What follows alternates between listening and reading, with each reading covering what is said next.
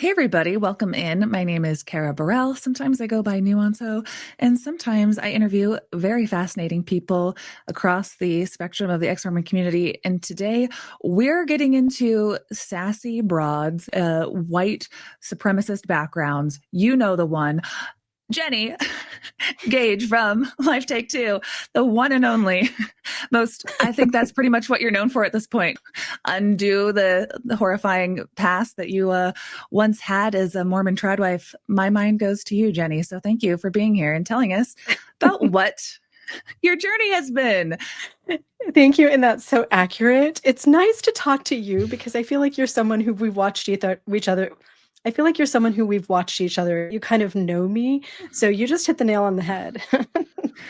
Yeah. Like what I have such a similar background to you, but I've not been bold enough to want to talk about it. And I'm getting more bolder by wanting to talk about my family being, of a certain persuasion. I don't want to hurt the relationships that I have with them, but I also want to be honest about, the influences that I had in Mormonism and in a very, very conservative, currently kind of MAGA household. I have a brother who was arrested by the FBI for being a white supremacist. He was there at January 6th. So I don't like talking about that because I don't want to sound like I don't like confronting my own past. And I don't like hurting my family's feelings, but you're really bold and I really appreciate that. That's so needed right now. So I really, really, really appreciate your content. Hope people will tune in for this interview.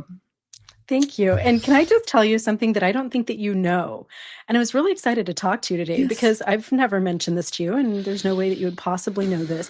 And first of all, I have to say that one of the things that emboldens me is the fact that I know there's so many people out there who are living through these things, whether it's domestic violence that I address, whether it's religious trauma and abuse at the hands of priesthood leaders and people around them that are supposed to be, the people that uplift them and protect them, right? Whatever topic it is that I'm addressing in the moment, I very much feel the weight of those who either don't have a microphone or aren't able to use their voices to share their own stories. So every time I do a video, every time I do an interview, I'm always thinking of, I know there's a million people out there who've been through this. I'm the one with a microphone. So Kara, I'm telling your story too, but little funny detail. Way back during the pandemic, I'm just a grandma. I don't know how to use electronics. I can't record things. I was really sick, right? I had an anoxic brain injury. I was bedbound and homebound. So my teenagers are like, hey, mom, let's put TikTok on your phone so you have something to do. So they put TikTok on my phone and I found one ex-Mormon on TikTok. It was Mitch Shira. He's doing his little Thomas Monson things, right? And he inspired me so much that one day I had my little, what was he, 9 or 10 at the time? I had my little son like, hey, Brody, can you show me how to record a TikTok video? Look and that at was you my now. very Yeah. first, like, hi, I want to know why I was homeless and destitute because my Mormon stake president told me to be a stay-at-home mom. So I post that video. And then you were the very next person. The algorithm just brought me this Nuancehoe. You were the second ex-Mormon that I ever saw. And Kara, you inspired me. It's like, hey, this is a thing. And you're the first person that I saw that little hashtag XMO, XLDS. Aww. And I was like, you know what? I'm going to do this. So that's so nice. We're out there pioneering. Nobody was out there. People weren't doing stuff. We were literally inventing this sphere of community in ex-Mormon TikTok. So now I have 500,000, 500,000 followers between my two platforms, and I reach millions a month. And you are one of the reasons why. Great. My address is, and my check will be coming when. I'm just kidding. I feel the exact same way about so many creators that kind of inspired me. That's so sweet. That's so nice to hear. That's always kind of the mission, is that I won't be able to keep the torch going at all times. I have to kind of be in and out of making content and raising my kids. They're still little and going through my own, separation, moving and stuff. But it's so good to hear that you're thinking about other people, trying to be a voice for them, because you're being a voice for me now. We're kind of taking turns because you're saying so many of the things that I can't say. But I feel like we're all passing this torch around, right? In the ex-religious sphere, in the whatever it is that we're addressing, we're all just kind of passing the torch around from day to day, and that's a beautiful thing. So thank you for the part that you played in everything that I do. I appreciate it. Thank you. And I had a similar story too. I was kind of like bedridden after my son was born, and they thought I had MS and I was just not functioning at all. And I also downloaded TikTok just as something to do. And I was like, hey, I saw other content creators and I was like, I could do this. And then here I am, and it took over my whole life. Here we are. So, yeah. So your channel is Life Take Two Life across Take Two. Mm-hmm. all the platforms, Jennie Gage. So if somebody heads over to your channel, you've got some very eye-catching titles. I watched a few of your videos over the last few months, and then especially this last week. And you absolutely pull no punches talking about the translation that you see going on of as a former like very devoutly white supremacist person, uh, like what you think is going on in our country, what people like Stephen Miller are really saying, what kind of dog whistles are going on. So I just want to read some of the titles of your videos. So MAGA destroyed my life, how I escaped MAGA, critical thinking woke me up. The white people want us gone, former white supremacist responds to Stephen Miller, why I left MAGA. So as just a quick introduction, if you were to describe yourself, not to people who might be in my audience who kind of are already listening and engaged, but how would you pitch yourself to somebody who needs to kind of wake up to what's happening right now? How do you express your views and say, this is what I used to believe, this is what I believe now, without just offending people and making them feel like you're calling them out for being racist? You're saying, well, if I voted conservative, if I voted MAGA, that means I'm X, Y, and Z. Like, how do you try to engage in those conversations? That's a great question, Kara. I'm not thinking about the other people most of the time. When I write my content, I'm up at like 4 o'clock in the morning, just thinking about my former life. And I'm a 51-year-old grandma who's had two very different lives. That's why I'm called Life Take Two, right? Mm-hmm. I was raised ultra conservative, LDS. And then after I left the Mormon church at age 44, went hardcore into evangelical Christianity and went from being a trad wife to being divorced to now being in a very equal partnership. So I don't think that it's possible for most people to have two such polarizing experiences. My entire world crumbled to the ground. I don't have the same name, the same pet, the same house, the same anything. Everything completely changed. And when I'm sharing white supremacy, when I'm sharing Christian nationalism and just some of the real toxic things, yes, I'm aware that there's a movement out there, but I'm not typically focused on them. I'm not focused on my MAGA neighbors down the street. I'm not focused even on my family. I'm sharing what I went through and the experience that I had. And this is with a lot of deconstruction, a lot of insight. Now, if you had asked me 8 years ago about Donald Trump, about brown-skinned people, about the purpose and the vision of America, I would have said, Heavenly Father created America. It's a special land. It's so special that the Garden of Eden was in Missouri, in Jackson County, Missouri, right? Mm-hmm. And he had a plan for this land, and that plan was only for his chosen people. And they were all white. The white people that came out from Jerusalem, that were Lehi and Nephi and his family and the peoples of the Book of Mormon, and the white colonists that Christopher Columbus was inspired. And Heavenly Father had this divine plan for the United States of America, which would culminate eventually when Jesus Christ comes back, not to Israel, Jerusalem, but to Jackson County, Missouri, the seat of the Garden of Eden. And I would have told you that everything going on with Africa, famines in Ethiopia, things like that from my childhood, that was because those people were cursed. And I wouldn't have thought that there was anything wrong with that. If you had interviewed me 8 years ago, I would have said, this is just the way that it is. This is Heavenly Father's plan, and I'm the good guy. Mm-hmm. Now, because I'm able to look in that rearview mirror, what I want everyone to hear, whether you're ultra alt-right, some of my cousins who've sold their homes and are prepping and waiting for Jesus to come back and the end to come, or if you're some Mm-hmm. of my lesbian liberal friends, I just want people to hear that I feel that the way that I viewed the world and interacted in it was harmful to me, harmful to everybody around me. And in culmination, as I engaged in my Mormon community and my alt-right family, and then the larger MAGA, harmful to America and the world. And I feel like I have fought really hard for 7 years to get to a better place and be a better person. and my life is a million times better, and I'm Mhm. happier than I've ever been. So it's not Yeah, always and about you everybody seem it. else. It's just Yeah. about me. I was a Mhm. jerk. Yeah. Let me run this idea by you, and I want to hear your Hmm. thoughts. So, one way that I've been trying to bridge the gap is by getting right to the core of what I think we should all be able to kind of agree on in this country, where it's not MAGA thinking that liberals are the problem with America and not just liberals thinking that MAGA and Donald Trump. It's the wider issues of who's controlling the levers of democracy right now. And to me, that is special interest groups. That's bubbles of foreign countries and foreign entities that want to interfere in our elections. And that's special interest groups of companies. That's the religious white nationalist alt-right that have their own theocracy, their own agenda.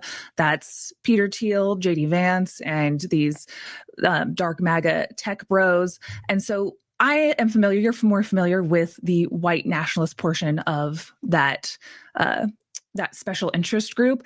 And every special interest group needs to have propaganda that enables them to keep people docile, to keep people emboldened, to think that they're part of something while also taking away their rights and the morality and slipping out the back door. And so I see our government right now working for just about everybody except for the good of the people. So, you know, when I was extremely conservative, I stood outside in the morning at 6 a.m. for Ben Shapiro. I listened to Steven Crowder and Gavin McInnes every day. Like I had a lot of alt-right ideas. I was an anti-feminist for a long time. I worked for a super conservative nonprofit, but I think I was very young and influenced by, I'm starting with Mormonism is right.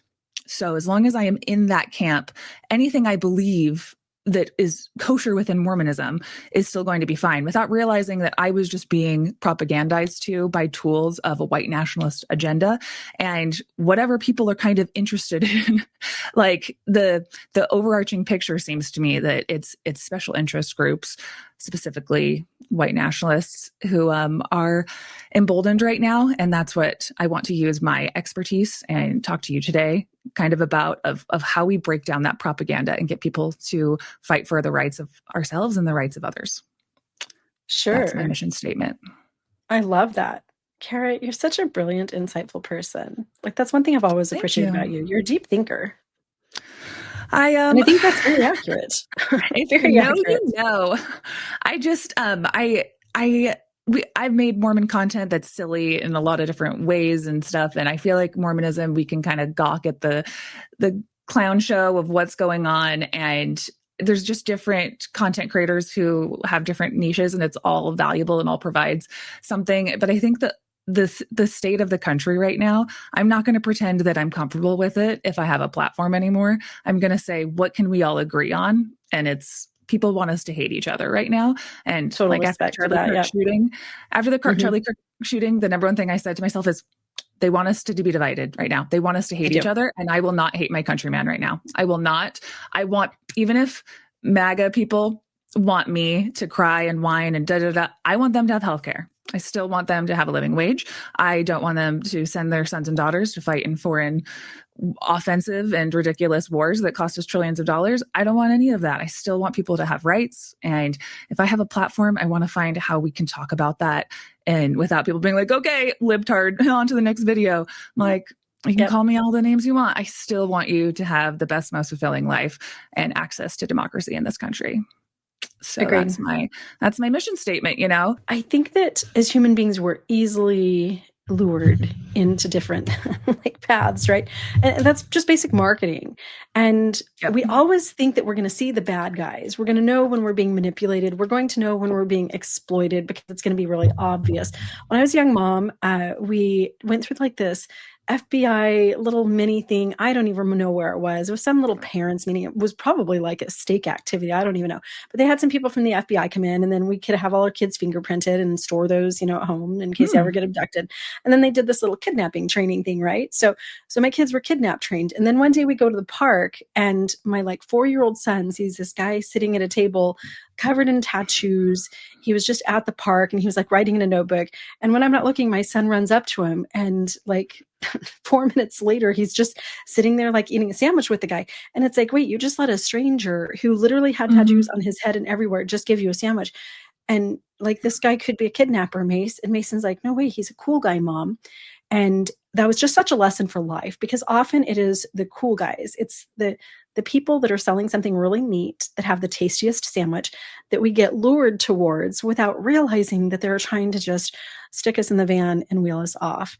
I don't think that most of us see this beautiful, this uniform face that the White House is putting out, and we want families, and we're supporting marriage, and let's make America great again. A lot of people, obviously, Donald Trump was voted into office, get lured in by that and like, oh, this is amazing. And they don't see any of the stuff behind the scenes. They don't see what these people in power are actually trying to do. And the result of that is we do get sucked into things, and there's so much division. As a feminist, and I'm very outspoken on my channel about women's rights, about women's roles, about what makes a happy woman, what makes an unhappy woman, and the risks that we have associated with leaning into traditional families, traditional lifestyles. I have so many people just hate me. I mean, Kara, I'm sure you've dealt with it too. I've had death threats. I've had stalkers. I just, in my comment section, just people telling me that feminism is to blame. Feminism is the reason that America is in decline. I'm actually posting a video to my channel today that I do a response to a very racist, white supremacist little blonde girl who has a huge social media following. And she's like, it's the brown people. That's why America's in decline. We're completely unraveling because of the brown people. It's not the brown people. It's not the feminists. It's capitalism, the way that it's done in America. It's the greedy people who are trying to take power, and they want us to be fighting with each other because what they need is a voting base. So if everybody in MAGA, if everybody who loves Erica Kirk and thinks that she's the queen bee of all the Christians, and everybody who's following Trump, if they hate purple-haired no-kingers, if they hate lesbians and feminists and whatever, then they're going to vote for Donald Trump. And that's what he wants. They want the power. They want the money. Yeah. And I look forward to your debunking of somebody saying that brown people are the problem and feminists are the problem. I definitely remember having those types of thoughts, even if I didn't always say them out loud. But there is this type of like rage bait farming, like one-upping of each other. I wanted to ask if you've kind of noticed this online, where people are just more bold saying things like there's a Christian podcaster I watched today, and he said that it's time to bring slavery back. And if you got a problem with that, Christians, you're not a real Christian. It's slavery. It's in the Bible. It's time we bring slavery back. And I'm almost not surprised. Being a terrible person is now the edgiest, coolest thing that you can do. Like I saw your video about the MAGA group chat from the quote unquote young Republicans, or I call them 40-year-old Republicans group chat that got leaked talking about, like, I love Hitler. We need the gas chambers, rape is epic, all of those things that they're saying it like they're joking, but also serious. But it really doesn't matter, because being a terrible person around other terrible people is its own kind of like social capital now, of like who can say the most edgy thing and like piss off the libs. And like we've lost any meaningful we've lost all meaningful discourse because of who our president is, putting out AI videos of dumping shit all over Americans. Like you can't even get a job at the mall if you have too many bikini pics on your Instagram, but the president can drop loads of shit on its people. Like there is this attitude towards people forgetting that there's a human being on the other side of the screen, unless it's a bot. We're forgetting that that there are actual people who we share a country with. And unless we want some kind of national divorce, like the decorum and the conversations are just devolving into stuff that I thought that we ended with World War II, right? So I'm curious what your thoughts are on what is going on with people just being so entertained by being so terrible. Yeah, first, I've seen that so much. I've been on social media for almost 7 years now. And yeah, like you'll get your comments. People bully me, like your eyebrows are crooked and you have a chubby face and whatever. Like you get bullied for stuff.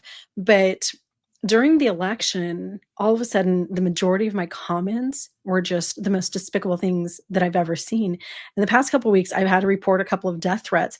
And the one that cracked me up and it was really specific. And then I had a stalker who had my address, who was mailing me stuff. And these are all Trump people. These are all Christians. These are all like, Jenny said she hates Charlie Kirk, so we're going to go after her.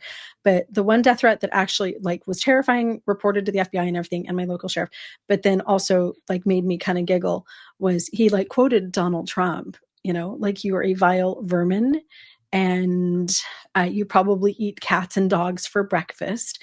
And then he specifically told me that he was going to drive to Tucson, Arizona, drag me out into the street, and grape me until my intestines bled out my back. And he goes, and that's what you deserve, you liberal feminist whore. I never got stuff like that until Donald Trump was in office. And a lot of that, I think, is just basic human psychology. We are subconscious dominant. Monkey see, monkey do, right? Is a really easy way to explain it. So yeah, like if somebody's like wearing this pink t-shirt, all of a sudden, like we don't pick up on it, but we're like, pink t-shirt. We go to the mall next time and we're buying that hot pink t-shirt.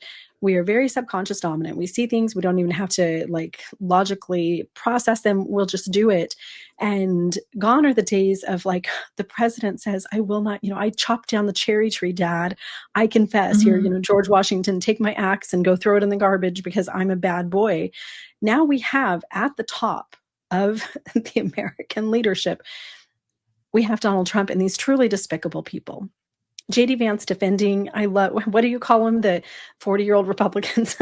Yeah. These are kids. These are kids. Kids do crazy things. Also, Charlie Kirk, if anyone plays clips of what Donald Trump said about Charlie Kirk, find their employer, fire them. But these kids that work for us, kids, 40-year-old kids. Yeah. So monkey see, monkey do. We're all just kind of subliminally picking up on that. So all of the hateful people who were thinking hateful thoughts already, who are afraid of other humans and just, they want to spew toxicity out, they are just subliminally picking up on that and like, oh, J.D. Vance and Donald Trump and everybody else is doing that. So there was recently a picture of, what's her face, Sweeney, in Vogue Sydney magazine, Sweeney? was it? Yeah, or was it Coach or somebody? I don't know. I saw it pop up. She was, another modeling picture where she's like virtually naked except for a pair of boots. Might have been Louis Vuitton or something. And just the comment section of all of these guys and every profile that I picked on was like some guy with a beard and like a chihuahua under his arm and like the American flag in the background, the type. And the comments are just like, baby, like I would eat your jeans for breakfast. Just, the whole great genes and white girls are better. And they were just saying it out there in the open. I've never seen that in my entire life. I'm 51. I've never seen this level of racism and weirdness ever, Kara. But monkey see, monkey do. Yeah, I think that's a good explanation for it. And I wish I could say, not my circus, not my monkeys, but as many as I have so many friends, I know so many friends who don't have kids and they're able to leave the country right now. And I'm like, I will stay with this ship. Okay. Just got to learn some self-regulation and do what I can and use my voice and try to raise good kids. Have you seen that one TikTok channel that's been blowing up of that mom who sits her little boys kind of in front of Charlie Kirk talking points or whoever? And says to, like immunize your kids. Yeah. Those are that I wish would go more viral. It's so wonderful. And the son can debunk, like, why does he want you to hate feminists? He's like, and he's like probably 10 or 12 and like understands that there's somebody out there who benefits from him hating other people, from hating, people of color and women. She's and stuff. So great. Will you link that in your description so other people can watch that? Yeah. She is so good. Yep. So I want to get into your story a little bit. Ready. So at some point, Jenny, your faith in Mormonism, your worldview about your race started to unravel. So before that happened, will you kind of take us through what being a good Mormon woman meant to you growing up, what that was supposed to look like, and then what your influences were to kind of mold you into the person that you became as an adult for your first half of life? Love this question. I was born and raised into one of these beautiful, idyllic, on the outside Mormon families with these beautiful trad wives, so traditional. And I'm a little bit older. In my TikToks, when I talk about ex-Mormon stuff, I have so many people who are like, Jenny, that didn't happen.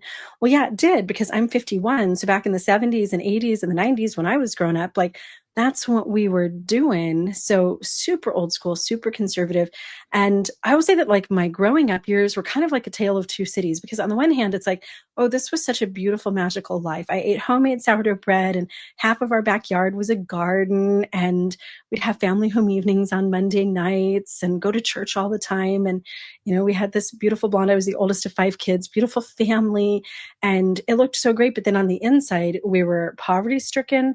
My whole entire life was just daily guilt and fear of things that I was doing, even, you know, from the time I was 8 years old and got baptized and then punched my sister the next day. And I had this thought of, oh, I'm going to hell. I just got baptized, right? So definitely best of times, worst of times. And where did you grow up?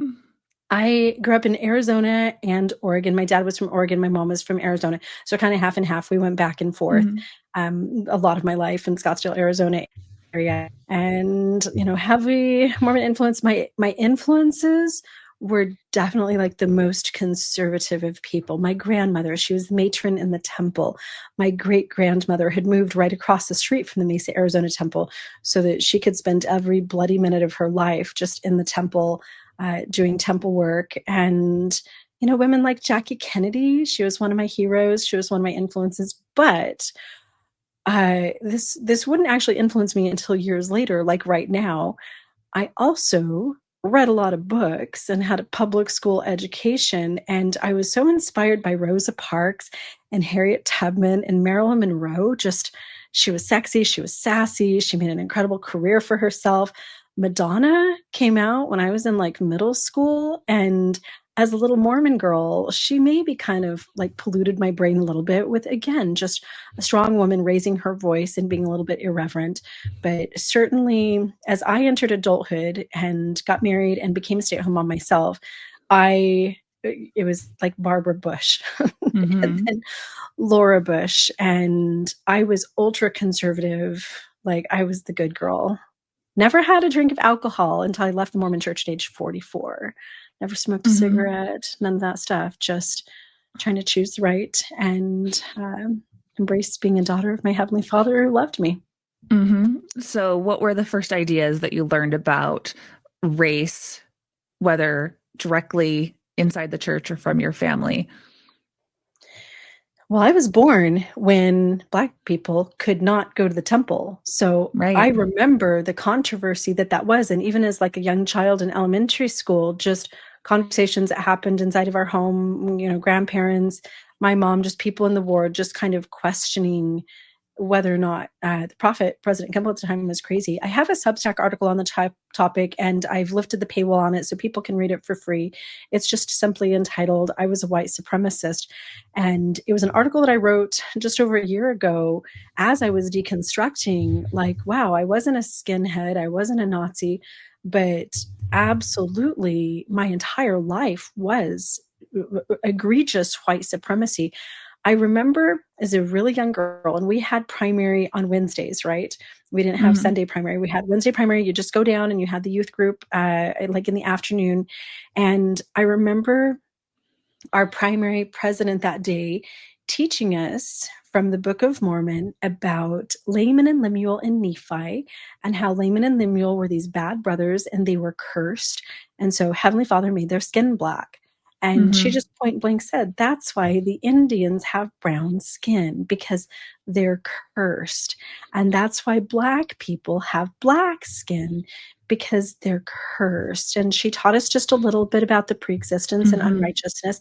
And then to kind of really like emotionally seal us to that ideology, they taught us Book of Mormon stories. And like, you remember like the whole, the racist hand motions that went with it. So I don't know how old I was, maybe 4 years old. Yeah, like Book of Mormon stories are about the Lamanites in ancient history. Long ago, their fathers came from far across the street, the whole thing. And that changed the way that I thought about everything. Now, I was raised for part of my childhood in northern Arizona in the middle of Navajo reservations, surrounded by Navajo reservations. And I had been so curious about the Navajos that for a few Halloweens in a row, I dressed like an Indian princess. My dad was a journalist. We had to go to powwows from time to time. Have you ever been to a Navajo powwow? I am not. 10 out of 10 Truly beautiful. recommend. Yeah. They're incredible. And as a young girl, the powwows were the most magical thing. It was like the Navajo powwows and Wonder Woman. Those were the things that just inspired me as a young girl. And then I learned this primary lesson. And the next time we're driving around town, I see a Navajo man just like sitting on a bench. And I was instantly afraid of him. I thought, oh no, that's one of the bad guys. And as a child, like I didn't even have concept of like time frame. Like the Book of Mormon was supposed to have been like what, almost 2000, 2000 plus years ago, right? Yeah. 2600 years ago. Sorry, it's been so long since I've been in the church. I'm forgetting my timeline. But like Mm-hmm. to me, it's like that could have just happened like 10 years ago. This guy could be Layman and Lemuel. I didn't have that concept of time. All I knew is that I had been taught that African Americans and the Native Americans were cursed, that they were dangerous, that they were disgusting. Not only were they bad in this life, but in the pre-existence before we came to Earth, Mm-hmm. they had all been bad, and they listened to Satan. They listened to Satan there, they listened to Satan here. And so I didn't want to have anything to do with them. I remember in like first or second grade, then there was this family that the little daughter started going to my elementary school because they were migrant workers. They were, a Mexican farm family that just came during the school year to work some of the Mm-hmm. Christmas tree farms around us. We had moved up to Portland by then, and her name was Ernestina. And like as she's introducing herself in class, and I don't know, like second, third grade, the first thing I could think, like we're all white, a lot of German people in Portland, and she's this Mexican migrant worker's daughter. And as a second grader, as like a 7-year-old, I'm thinking, oh, ick. Like she has brown skin. She's cursed. She's one of the bad guys. So I better not play with her. And the funny Mm-hmm. thing is, like in hindsight, she was so interesting. She was gorgeous. But I just knew I'm better than her. I'm chosen. God made me white for a reason. Heavenly Father was white. Jesus Christ was white. You've gone to the temple when I was a young newlywed. Eve was white. Every picture that I ever saw, if they had a little primary program and they did Adam and Eve, they'd show that picture of blonde Adam, Mm-hmm. blonde Eve, and their little animal skin standing by the altar in the Garden of Eden. Like white, blonde, blue-eyed was the ideal. Mm-hmm. We were the better people. That's how God had marked us as the superior race. And that flavored my life from childhood onward. When I became an adult, I think it got even more toxic. And I just did a video on like the different flavors. So no, I wasn't a Nazi. I wasn't out burning down people's houses, but I would sometimes vote for legislation that would harm people. I remember when the famine was going on in Ethiopia, and you could send money, and I'm like, we probably shouldn't because they're just cursed. Like that's why they're dying. Children are Mm-hmm. dying because they're cursed people. And I certainly didn't like my children to have like Latina school teachers. I would make sure that they had the white Mormon every year. I would put in the little request for teachers, and I Oh, wow. avoided. Mm-hmm. And honestly, until Kara, I actually hate talking about this stuff, but until I left the church at age 44, which was just 7 years ago, this month, like I just celebrated my 7-year anniversary of leaving the Mormon church. Until 7 years ago, the only people in my life that had brown skin at all were my housekeepers, my landscapers, Yeah. the And guys that that fixed sends my an car. explicit message Yep. to your children sometimes too, of like Yep. what these people exist in our society for, not as Mm-hmm. equals, but as, below the poverty line. Yep. I do some videos where I have my little Dixie flag pens, and I dug one. I found my old jewelry box. So my Mormonism, that whole, they're cursed, and Heavenly Father has a plan for his white kids, but not for the brown ones. Those are the bad guys. That culminated when I moved to South Carolina. We stopped in Arkansas for a little bit while we were building a custom home. We moved to South Carolina, and we became friends with the Klan. Like most of our neighbors were That's KKK. insane. Yeah. And this was like the year like 2013, 2014, 2017. Like these people are still there. The store is still there. Everything, like the Klan is still a huge thing. My Mm-hmm. chiropractor was Klan, and he's like, hey, you guys should join. This is, it's great. We're doing really good things. We did not join the Klan. I'm really specific about that. But there was a church shooting in, I think it was 2015, 2016, while we lived in South Carolina. And the governor, Nikki Haley, decided, because the white guy who went into the black church and committed this horrible murder of innocent people at a Bible study, he had a Confederate flag on his truck. So this became this big controversial thing. So Governor Nikki Haley took down the Confederate flag that had flown at the state capitol, I think, since the Civil War, right? There was always the South Carolina flag, the Confederate flag right next to it. And so she took that flag down. She's like, we're getting rid of the Confederate flag. And in order to show our unity, that we had white pride, everyone that I knew, like all of our neighbors, like we talked about it, right? And they're like, hey, run up to the store, which is owned by the Grand Wizard of the Klan, and make sure that you're buying, we're going to show our white unity. We're going to protest this. So I bought a Dixie flag to fly on my minivan, like a little window insert. I had flags on my porch. I had Dixie flag bumper stickers. I had like a t-shirt, and I had this little pin, this little Confederate flag pin Mm-hmm. that I wore on my shirt every single day, everywhere I went. So I'd be in Walmart, and the other white supremacists would be like, hey, Jenny, yeah, that's how we identified each other. Kara, I chose to side with the perpetrator in that. Mm-hmm. And that brings up an interesting question. So you've said you have a Substack article entitled "I Was a White Supremacist," and that's Mm-hmm.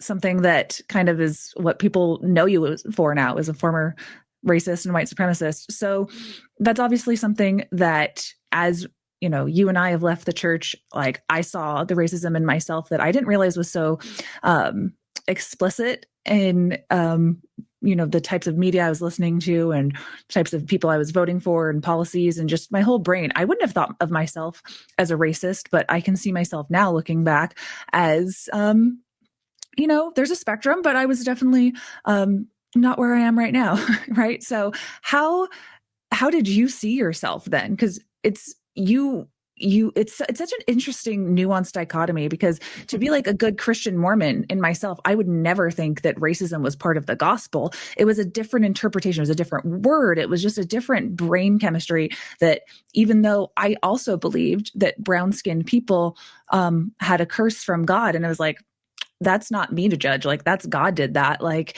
it is what it is. Like, I wouldn't have called that racist, but now I can call that racist. So how did you view yourself then as like a good person, a Christian person, while also holding these views? Right. Great question. So I wouldn't have described myself as a racist, just like you. I would have said, well, that's God. Like, I'm just doing what God tells me to do. So in a way, I was just like a secondhand racist. But, if you've ever lived in a house with a dad or somebody who smokes cigarettes all the time, you can die of emphysema from the secondhand smoke just as much as you Mm-hmm. do. So maybe Mm-hmm. I didn't come to that conclusion myself. Maybe I didn't just wake up one day and be like, well, yeah, the Navajos in my community, they're terrible people. I hate them, and I'm going to do whatever I can to make their lives miserable and make sure I don't hang out with them. It's not like I came up with that on my own, but I was racist, blaming it on somebody else, which almost gave me like this feeling of separation. And it's a weird space to be in, which is why I'm so opposed to childhood indoctrination. Like, I actually look back on my young teenage self and the way that racism shaped so much of everything.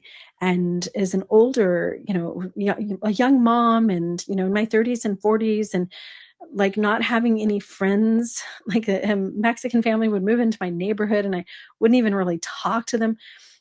Like, I look back on how my life was so negatively impacted because I had been the victim of childhood indoctrination.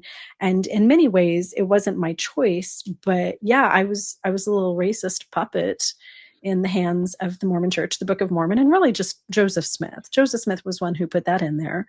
So I was a puppet in his hands, but I was still complicit. Mm-hmm.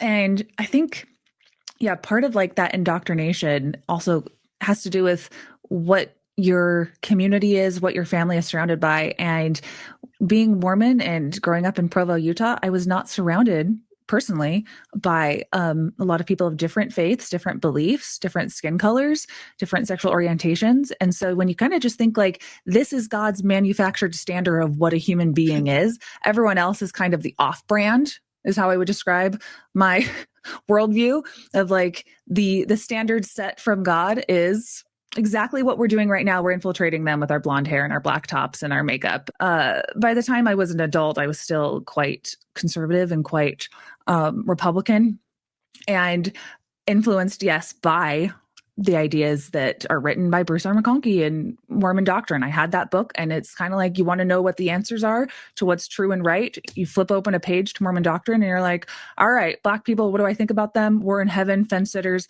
All right, got it. Those are the words from God. Now I know what to plug in about what to think about those people.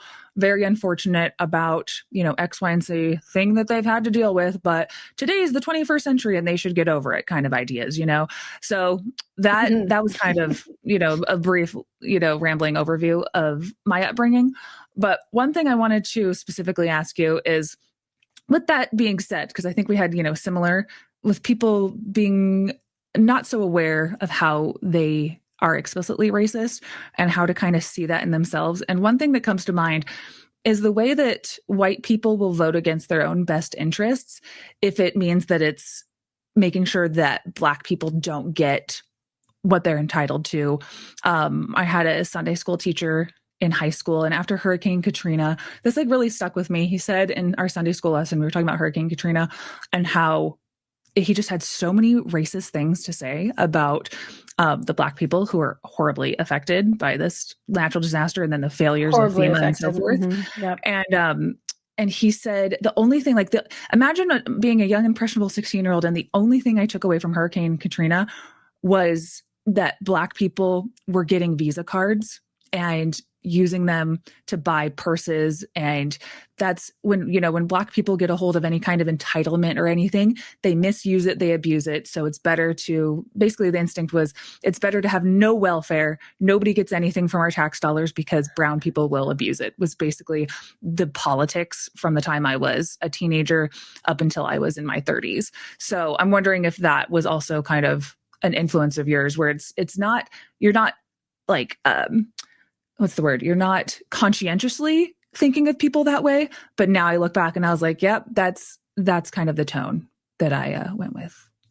Yeah, we moved to the South, and that was the first time that I was really surrounded by anyone who wasn't just a white Mesa Mormon, Scottsdale Mormon.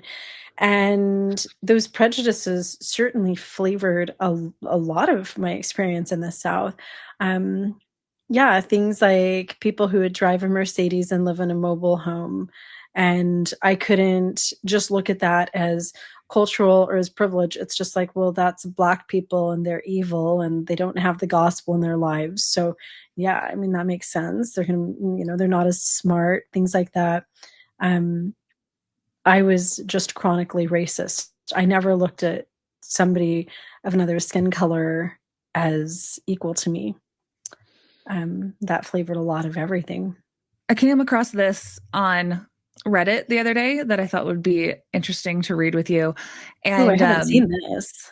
So it says D. Todd Christofferson's wife has some advice for Black people. So this is an apostle of the church's wife who, sometimes it's interesting to see what the apostles, what they kind of think, what their families believe about cultural subjects, about people of different races, so forth, behind the curtain when it's not approved by church PR, like kind of what they're saying. His wife says this is a Medium article somebody posted on Facebook that says 20 actions white people and non-Black people of color can take to show up for Black people right now.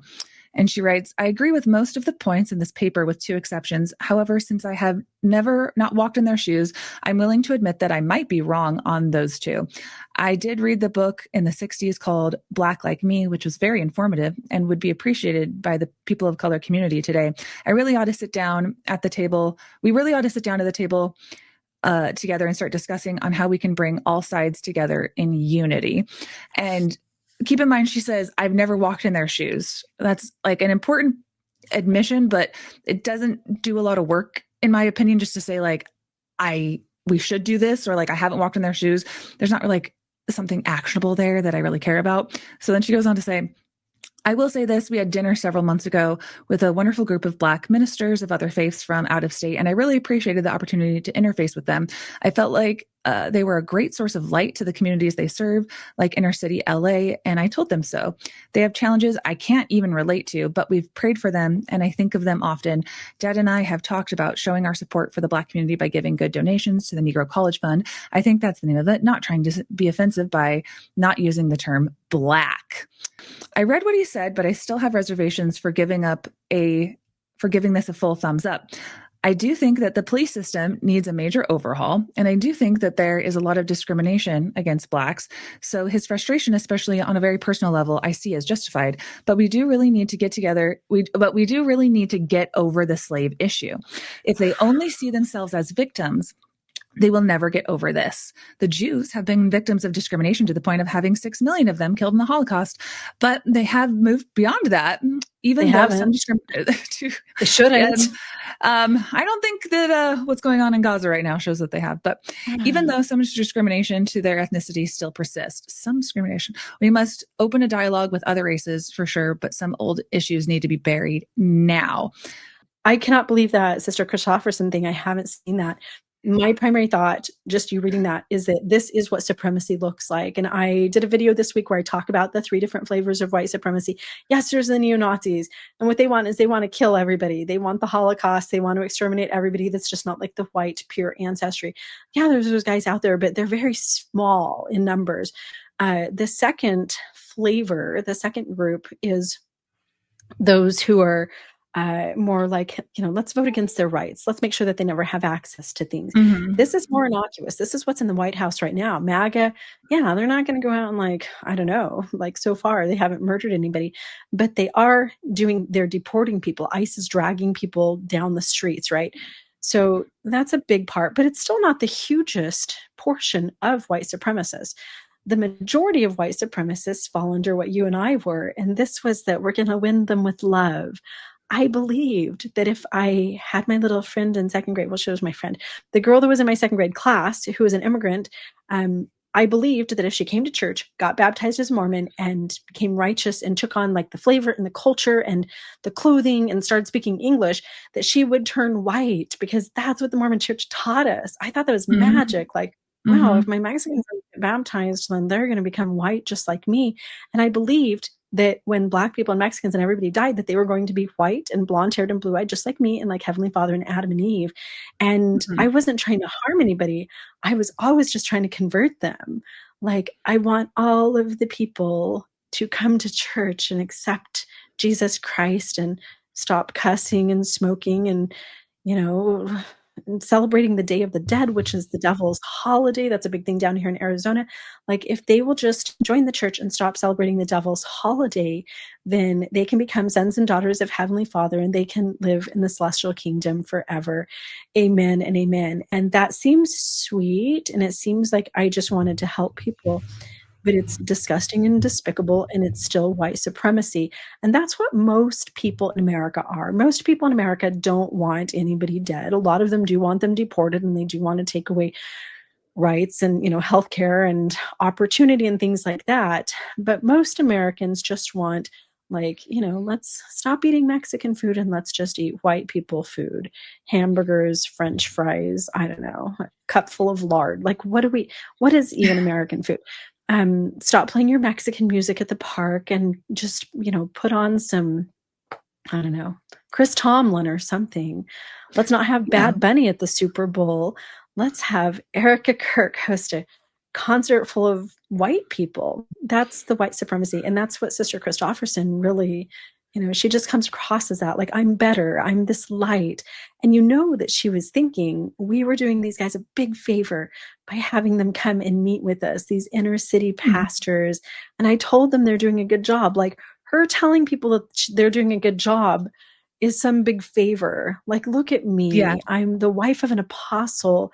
And I gave them a pat on the back and a thumbs up.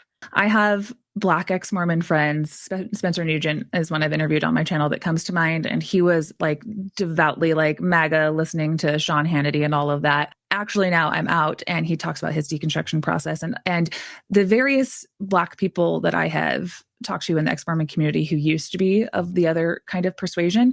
You know what they call themselves? I'm saying that, speaking on behalf of what they would say, they said that they were tokenized, and they enjoyed being tokenized because it gave them a type of prowess, a type of power within the structures of white supremacy. And so in that way, like, we have to separate people who within structures that seek to marginalize people within the margins will try to circumvent that by gaining access to power, by making friends with people who seek to disenfranchise them. That is just kind of the way that the world works. And so you're like, oh, if it's a lesbian who's against LGBTQ issues, if it's a lesbian who's, on this one side, then that means that they're the ones who are speaking truth to power. It's like, not if it's a woman exactly. who's leaning into trad wife life and saying we should all just stay home, it makes a big difference. Spencer's the reason that I'm not racist, as much as I am not racist today, by the way,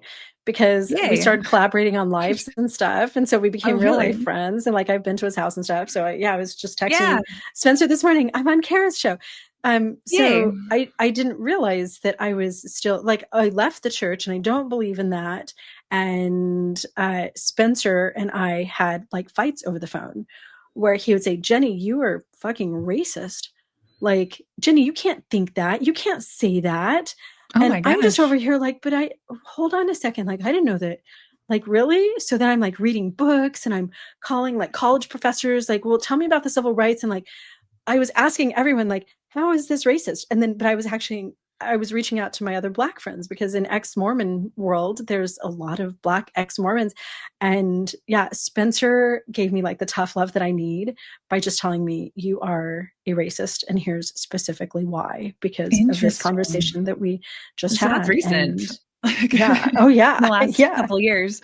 If I went back into my own mind, I was completely oblivious and had total cognitive dissonance about structures and levers of power, and how now I am obsessed with systems and what systemic racism means, that I was told doesn't exist. That, I was told by Ben Shapiro that a Black man who leaves his baby mama, that did he have a gun to his head that he had to leave? Like, no, the problems of the Black community are completely their own fault, of their own making, thinking that they were just morally inferior to white people, and it had nothing to do with any other systems and any other policies that put people in the positions that they're in. Like, I looked at individual responsibility as the end all be all, that like anybody can feel the spirit from a missionary knocking on their door, and it's up to them to be receptive of it or not. It is up to, everybody who is in poverty to just work 2 jobs and make the money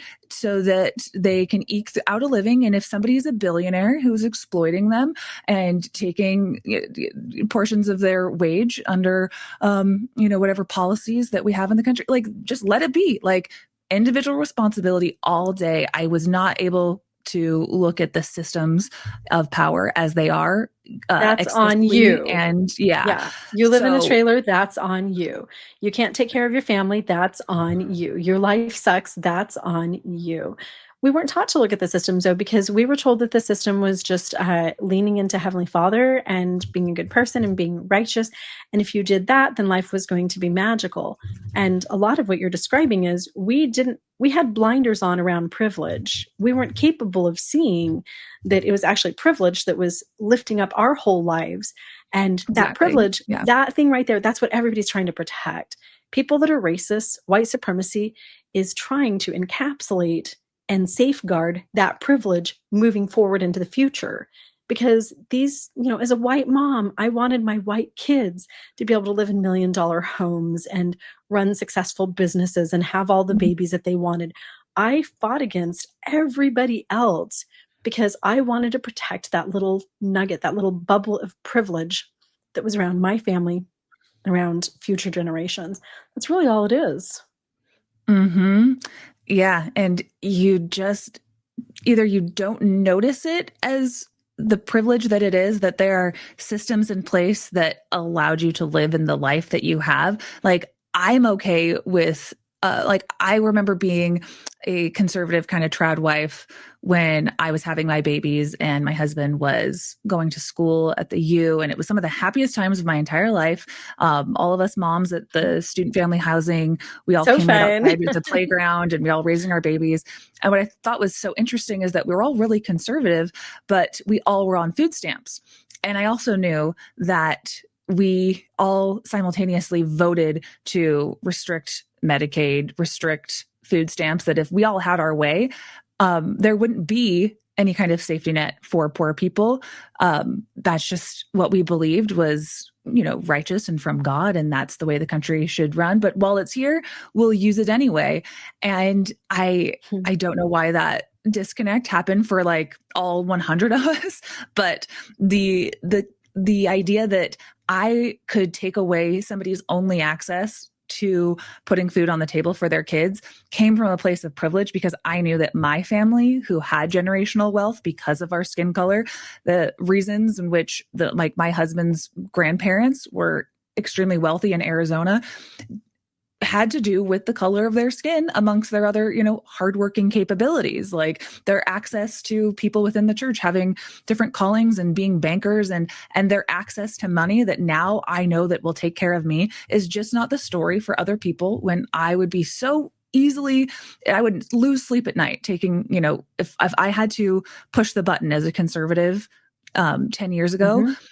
if it was up to me to take away any kind of safety net and Social Security income for anybody who I thought didn't deserve it, I wouldn't lose sleep at night because of my privilege. And that's where it's annoying that it's kind of become a meme of like, well, check your privilege. It is really like legitimately check your privilege, because not everybody has a system behind them that is given them the kind of access that I have been afforded at this time. Like, I never checked my privilege. And a lot of my followers are like, oh, Jennie, it's amazing that like you've come around and now you fight for, I run a homeless nonprofit and I'm a spokesperson for a women's domestic violence housing nonprofit and things like that. Oh, Jennie, you're so enlightened. No, I wasn't enlightened.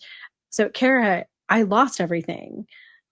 4 days after my 24-year marriage ended, my husband cleaned out the bank account and I couldn't afford a $43 bag of groceries at Trader Joe's. And it was 10 months until I was homeless. I was sleeping in my car.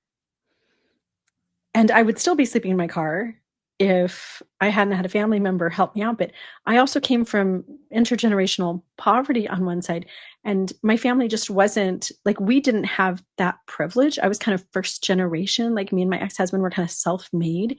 And so I didn't have that safety net. And I saw for the first time, oh, this is what it's like to fucking not have privilege. This is what it looks like to not have that intergenerational wealth. This is what it looks like to have that very fragile privilege, which is why Ballerina Farm Hannah Neeleman makes me so mad, because she's selling a lifestyle where she has a safety net that most women will never have. And I've heard from those women. I've heard from thousands of women who have escaped domestic violence who reach out to me, and the stories are sad. I think one of the saddest was like a 70-year-old grandma who is disabled. She's had both hips replaced, and she lives in her daughter's basement in California. And she's like, I work at Walgreens and, my body aches. I thought that at this point in my life, I'd be retired with grandbabies, just enjoying my life. But she got divorced late in life. Her husband left her at like 65, and she lives in abject poverty. And she's like, and I can't afford my prescriptions and my Medicaid doesn't cover everything. And she doesn't have that safety net that Hannah Neeleman and other truly privileged people have. So I came face to face with, oh, if you don't have that type of privilege, then here's how shitty your life can get in the blink of an eye. The story that you just described of being so destitute, which breaks my heart, and I'm so grateful that I have. I've been on the edge. About 1 year ago, I saw when your phone does like 1 year ago today, I was playing the saxophone. I was playing some blues, and I was like, man, when I get out of this divorce, man, I'm going to play the blues so well. I looked like trash. I was just like, I literally had like $2 in my bank account for like months on end, like that feeling of So I total had panic nothing and in my bank anxiety. account for 5 years while I also can't believe struggling with an that. anoxic brain injury, because during the faith Yeah. reconstruction and the divorce, then I tried to end my life. That's why I'm called Life Take Two. I woke up 10 hours later from the coma. I was rescued by a neighbor girl who heard my Mercedes in my garage, and I survived. So I went 6 years. I've only actually been able to pay my rent every That's month since incredible. October. Last October, Brittany Hartley, when my TikTok demonetized, had to do a fundraiser. Well, she didn't have to. She did a fundraiser for me to pay my rent. That's Wow. how Go messed Brittany. up. Yeah, health Yeah, go problems you. and yeah, but yeah, it's a system, and yeah, it's unreliable men. Do you know this statistic that 70%? No, we have a 70% major catastrophe rate while we are married with children at home. So that's divorce while you're raising kids. You're married, you have kids at home. Mhm. 70% chance of divorce, death, disability, job loss of your primary caretaker. And then that also factors in natural disasters, like maybe you live in the Palisades in California and your house burns down. Mhm. Maybe there's a pandemic that shuts things down. You have a 70% chance of divorce, death, disability, job loss of the primary caretaker, and other extraneous disasters that can destroy your life. Right. Childhood poverty right now is something like 36%. It's ridiculous to think that we get married and we spend all this money on the wedding. Like, I'm sure you had a beautiful wedding. Well, you got married in the temple, right? You had a lovely reception, and then you didn't spend any money on putting away a spousal trust, on making sure that Mhm. you had your education so that you should support yourself. A One of man was the my plan. That's it. Yeah, I think I coined that phrase. I'm the first one that ever said that, by the way. A man is not a plan. And that was during the pandemic. Okay.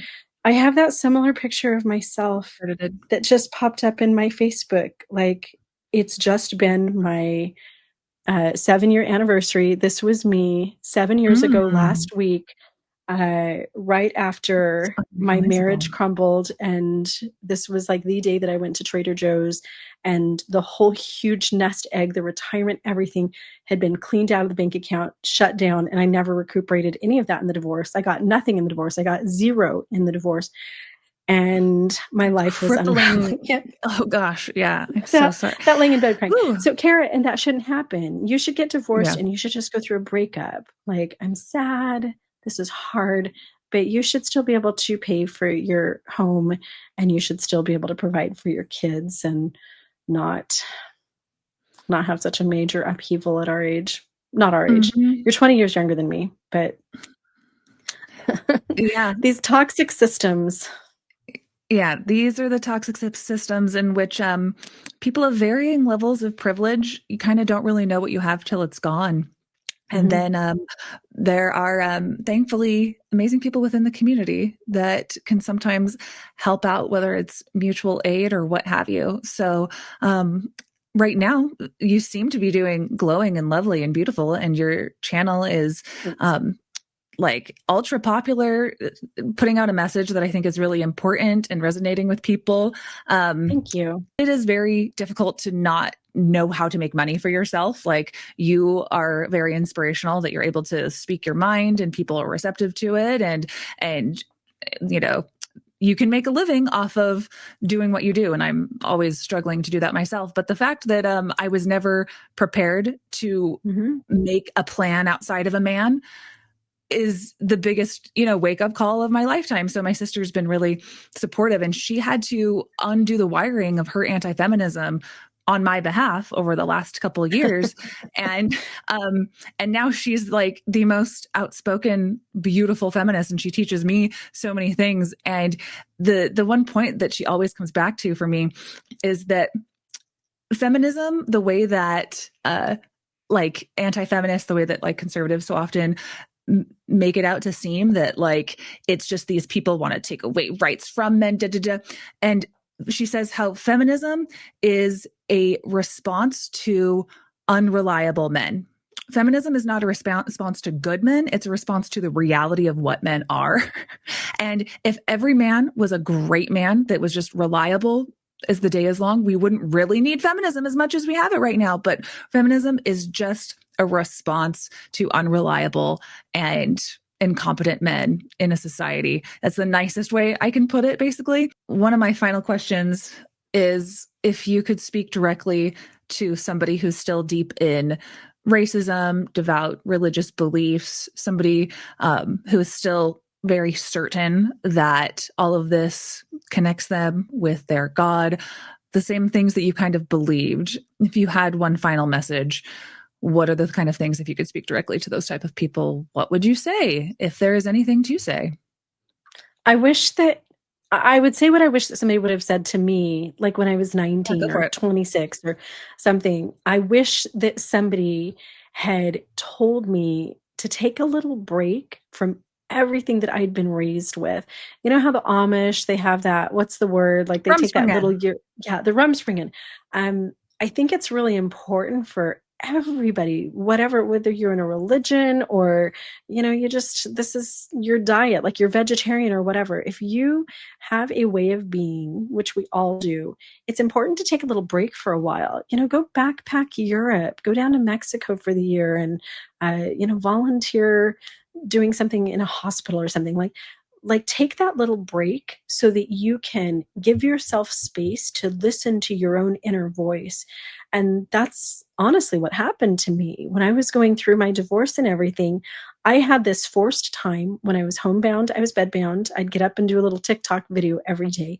And I started to really look at the world around me, and I was able to compare, like, is this really what I feel? Is this what I really think about other people? Or are these things that I've just been taught that I accept as my own ideas?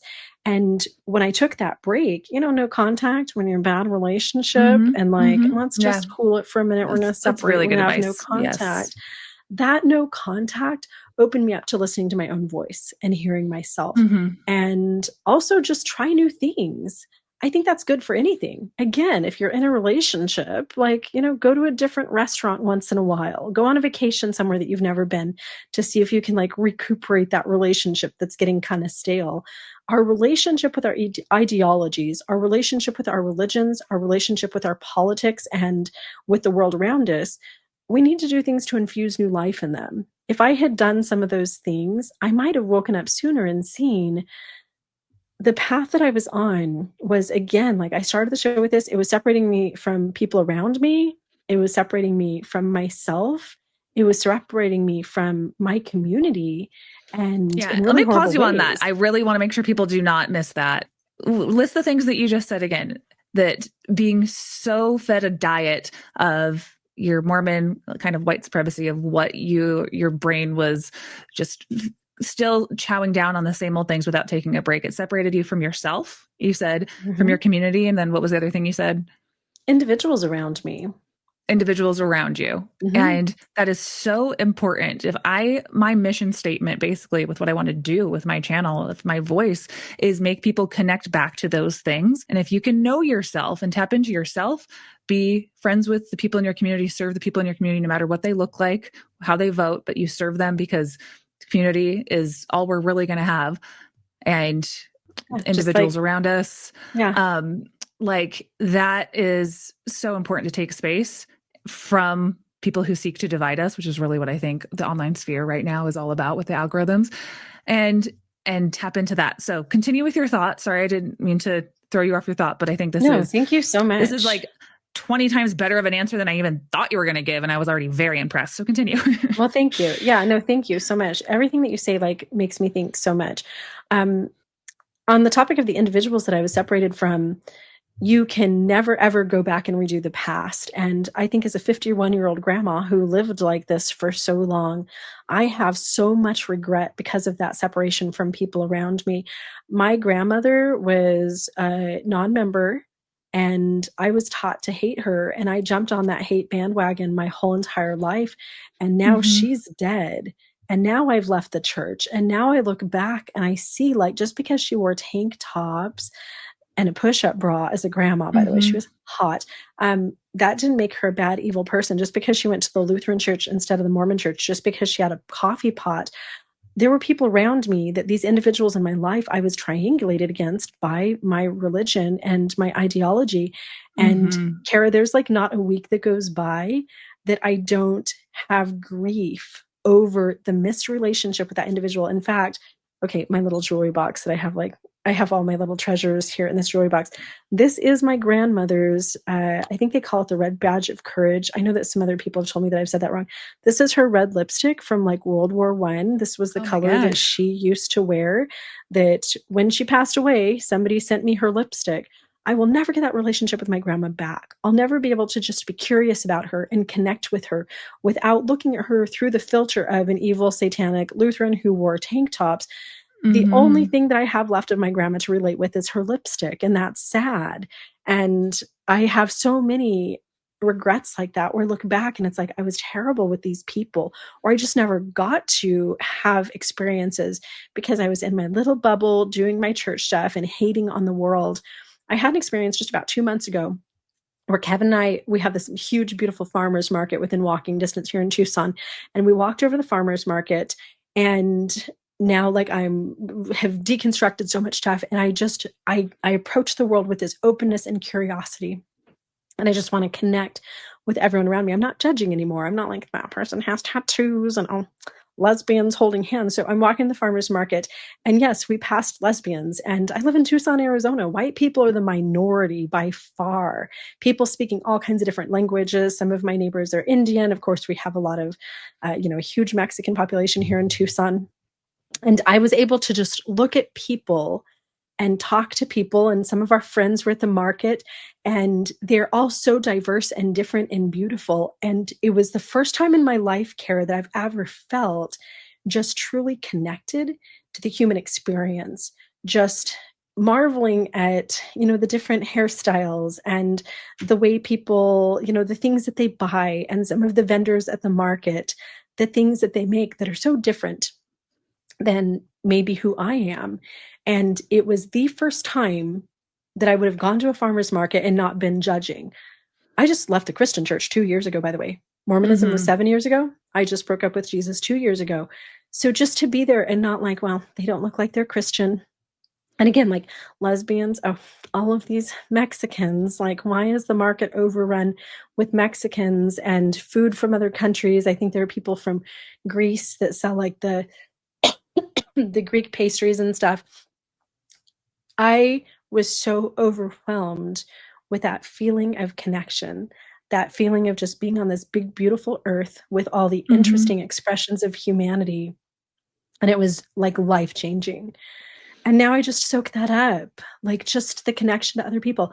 I don't have to understand why you do your hair that way, or why that's the food that you eat, or how you structure your families, or whoever. I'm over here doing my thing, and you're over there doing your thing. And that curiosity and connection with other humans is the most beautiful thing I've ever experienced. And it makes me mad that I missed out on that for 50 years of life. Mm-hmm. Yeah, right on. That reminds me of one of the times where I was on Mormon Stories with John Larson, and we had an episode about why ex-Mormons are so angry. And the part that made me cry and get the most angry about my experience was how much it put a barrier, like you described, between me and not just my family member who are believers, who believe that I am, a daughter, son of perdition right now, but like how much it hurts my heart to think that I spent so long in such isolated hatred without the beautiful, like, an all-enveloping love for myself, and the love that you're describing for like humanity at large. The fact that like so many people miss out on what life is really about and can't tap into that because they're just so in their hatred, and they think that that's righteousness. They think that that's of God. And if there is a God, it's anything but that. Like that is whatever, Satanism would be. It would be, how do we separate? How do we hate each other and see each other as other, and try to put ourselves in a hierarchy above them? And yeah, that's the topic that I hope people can kind of think about within themselves as they listen to this podcast, because we are just two blonde broads. We haven't gone that far off of the deep end, to be honest. Like, I don't think we're saying anything that too lefty extreme right now. It's just like people seek to divide us and capitalize on our Mm-hmm. division and our hatred and our fear. And like, I'm not about that life. you're not about that life, not about that life. So I refuse to hate my countrymen. I refuse to hate humanity. I think that we all have beauty and things to offer and give. And there's an egalitarian, pluralistic society I have in my mind that we might not get to, but I want to do everything that I can within my circle of influence to speak about how I'm implementing it and talk to other people like you about how you've reformed. So this is that. Amen. Amen all day. So Jennie Gage, I'm so grateful for your channel, and I hope people go send you lots of love and subscribe over at your channel. I'll leave the link down below. Life Takes Two. Send Jennie lots of love, not death threats. Thank you. Anyone sending a death threat, I threaten you with death. I'll tell you that much. So treat Jennie well. People can follow you on where? Instagram, TikTok as well. I'm mostly Anything on else? YouTube. So I'm on YouTube all day, every day. I do go on my TikTok to do some lives. I have some senators and famous authors and different personalities I bring over on my lives from time to time on my TikTok, but I'm mostly over on YouTube right now. And if you are in Canada, my CBC documentary just dropped this week, and I'll give you that link so that you can put in the description. So it's called Big Feminist Energy, and it's supposed to be absolutely amazing. I've been part of the production and everything. Of course, like they came and videoed me, but I haven't seen it yet. So my Canadian viewers, I highly recommend it. The finished project supposedly is absolutely amazing, and it really dives into women's role in society and why we do everything that we do. So incredible. And so if we get the link to that, people can watch it online. Like, great, exciting. And then you mentioned Canada. I think it'll be a couple weeks for the Americans to watch it. Yeah. Oh, okay. Americans, we always have to play second fiddle to our hat neighbors. And then you mentioned running some nonprofits. Is there any way that people can support you with that? Yeah, absolutely. I'll give you a link to that. I have a video where I explain, and I just run a small personal nonprofit that I like people to duplicate in their own way across the country. I can help you get set up. I call it Neighbors Without Walls, and it's a micro approach to addressing homelessness. And I'll give you those links so that people can support that. But ideally what I want people to do is find a couple of homeless individuals near you that are your neighbors without walls that you can support and help rehabilitate in your local community. So I don't typically ask for donations. Every once in a while I do super chats on my family or on my super chats on my channel that go towards the two 26-year-old unhoused individuals that I am currently sheltering and helping to rehabilitate. But I want people to go out into the world and do their own thing in their own community, because that's what it's all about. We want to rebuild our local tribes as much as we can. Love that. Because there was such an abstract idea about like what community was when I was Mormon and being ex-Mormon. But where I live now, I'm really more interested in what everybody has something that you can do in your own community. There is something you can do, whether it's just getting, making sure that you meet your neighbors is like step one when you're such an introvert like me. That's me now. But yeah, I love anything that can help people have hands-on, realistic problem-solving approaches. We gotta fight tribal decay. That tribal decay is destroying us. So yeah. Get in there and rebuild your local tribe. And the more we build back our villages, the better everything's going to be. Like, that's the secret, Kara. That's it right there. Yeah. Well done on making it through such a hellish experience and being such a bright blonde balayage for me to enjoy right now, and all of us to hear your words of wisdom. All right. Well, thank you to Jennie, and thank you to my cat for walking in the frame right now. Thumbs up for my cat, Benny, for being the fame whore that he is and joining us at the end of this video. Make sure that you hit the subscribe button down below. I'm looking for more donors to my channel, and recurring donations help out a lot. A lot of people have moved out of the space because I haven't made very much content in the last little bit. So replacing those donors is what I really need to do. So $5 or $10 a month on Patreon or Donor Box. I also have a Venmo link down below. So I want to keep making this content as much as I can and trying to make it sustainable and pay for cat food, neuter this cat, and pay for the vet bill. As much as I would love to have little kittens with this mug on it. All right. Thanks. Love you, everybody. Bye.